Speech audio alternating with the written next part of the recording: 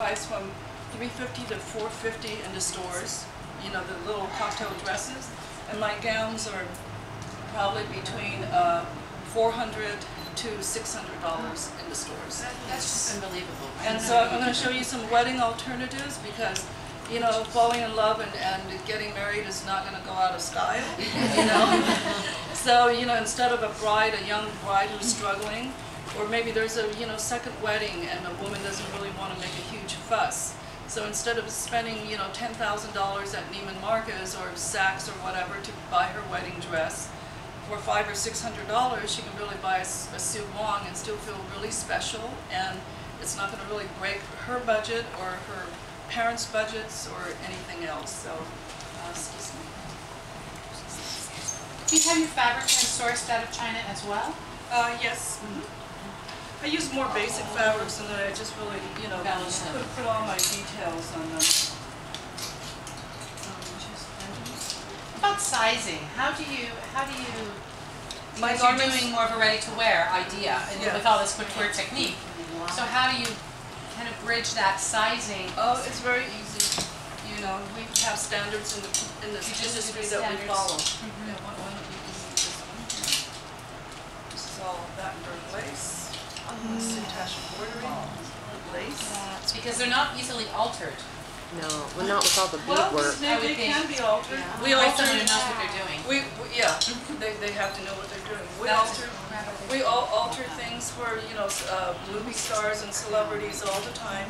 This is all deconstructed skirts. That's gorgeous.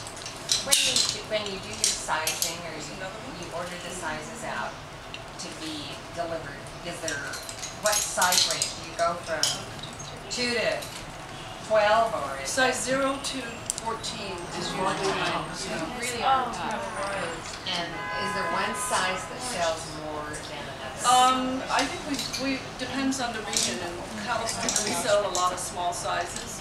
In the Midwest and in the South, you know, larger sizes. And I have to say that, you know, I've gone to trunk shows. I've seen small women, you know, more petite women, you know, look great in my things, and I've seen bigger gals, size 12s and 14, also look radiant and beautiful in my things. So I see you're using a lot of bias on these. That's just a lot of beautiful. bias cut, yes.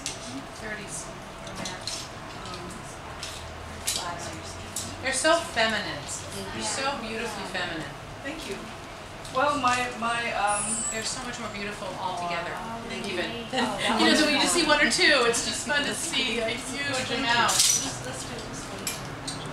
Well, my motto is, you know, beauty period, magic period, transformation period, and the meaning of that is basically, you know, what I try to create is beauty, which the alchemical agents of beauty creates magic, and beauty is transformative.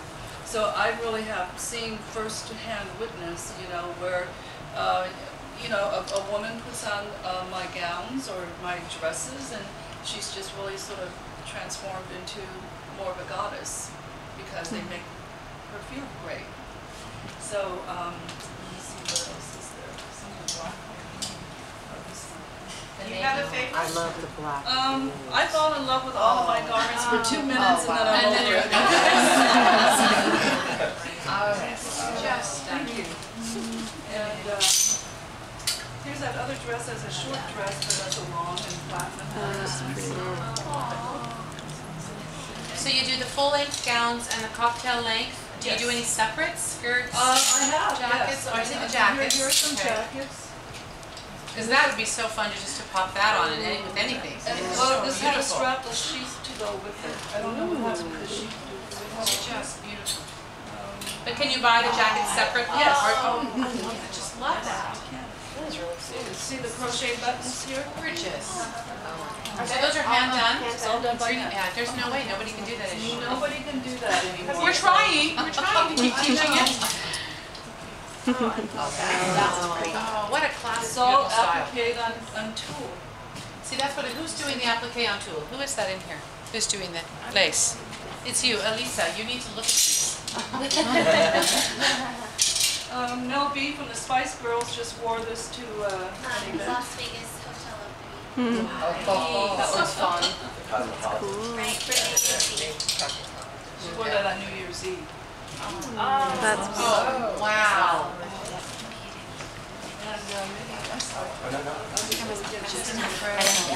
And here are some more stuff.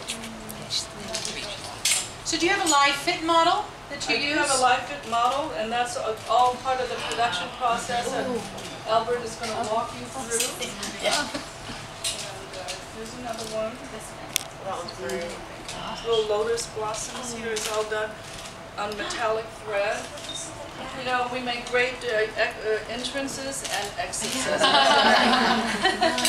When you're developing a body style, do you often then take that style and then just kind of tweak it with different fabrications, you know, Well, things you like know, that? silhouettes are you know, more basic, one shoulder strapless, blah, blah, blah.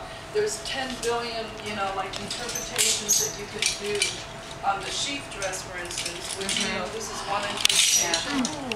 And then will you use that for in a season a few times, or do you? Sure. Yeah, Yeah. This that's is one- beautiful. All right, somebody asked what's one of my favorites. This is certainly one of my favorites. It's very flapper, 1920s But in a cocktail flapper style. Okay. And I love novelty skirt treatments, such as this. Okay. So Very, very incredibly cute. Little adorable. organza petals. And they'll make those, they just made to order those petals. Oh yeah. I don't know how you do that for that price point. That is just amazing. Another little bubble silhouette. Do you have like It's a Phenomenal. number? Just for this price point. Yeah. Are they limited? Are they limited, the number you'll do in each style? Well, it just depends on, you know, how it The order sells. is, It can really sell 100, it can sell, you know, 3,000-4,000 units depending on, you know, how well it sells. I love that color. So anyway, you guys have a pretty good idea of what we do here, right? Another one? I have a question. Yes. When you're talking about all of this lovely artwork that's happening with these dresses with the handwork,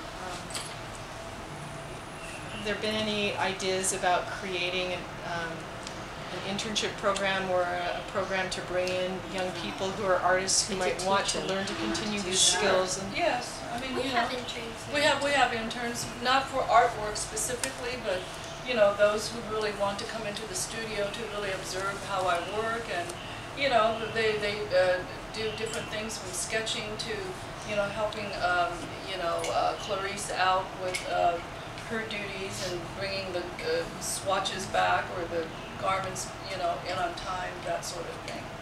So, yeah, I guess I could really, you know, like, in the future think about, you know, art interns, but so far I haven't really done that yet. I was wondering specifically about people who would be interested in learning how to do this handwork, the beading and the... Before it dies. Yeah. It's already dead in this country, I hate to say it, you know. There are not going to be, you know, too many people who can really afford or learn how to really do this. It's very, very tedious, you know.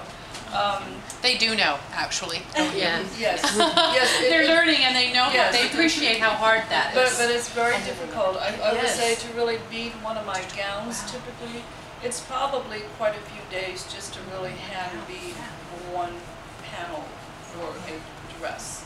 So that's why it's remarkable that I really have been able to really put out these garments for just a few $100s when everybody tells me, God, your gowns look like they should really be in the thousands of dollars.